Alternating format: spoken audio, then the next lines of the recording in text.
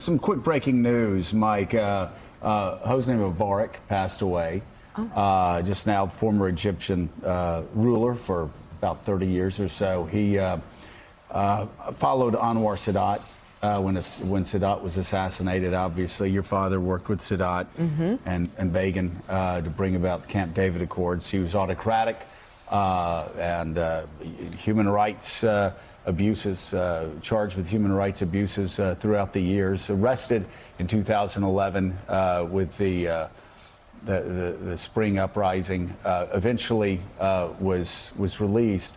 But he, of course, he pursued what the Wall Street Journal called a dogmatic pursuit of stability, not only inside of his home country, but also across the Middle East. And U.S. presidents liked working with him, considering him a close ally, because for 30 years, certainly since the Camp David Accords, there have been no ground wars in the Middle East.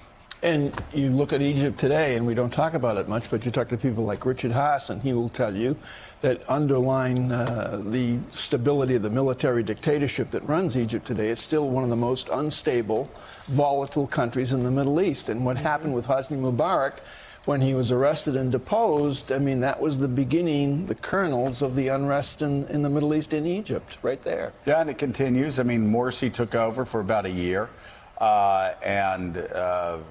Muslim Brotherhood. And for several reasons. First of all, one, he never gained the trust of the military leaders, but also extraordinary incompetence led to him being pushed aside for Sisi. But there is no doubt that this is Sisi is running Egypt much like Mubarak ran Egypt, and there is underlying tension there, as there is throughout large swaths of the Middle East. Yeah, I mean, Mubarak, there's no way around it. He was a fierce and feared dictator, but he was our dictator. That was the attitude among presidents.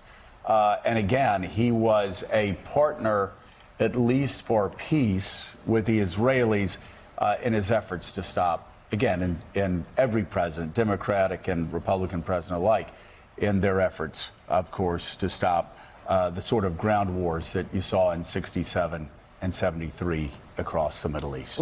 Thanks for checking out MSNBC on YouTube, and make sure you subscribe to stay up to date on the day's biggest stories. And you can click on any of the videos around us to watch more from Morning Joe and MSNBC. Thanks so much for watching.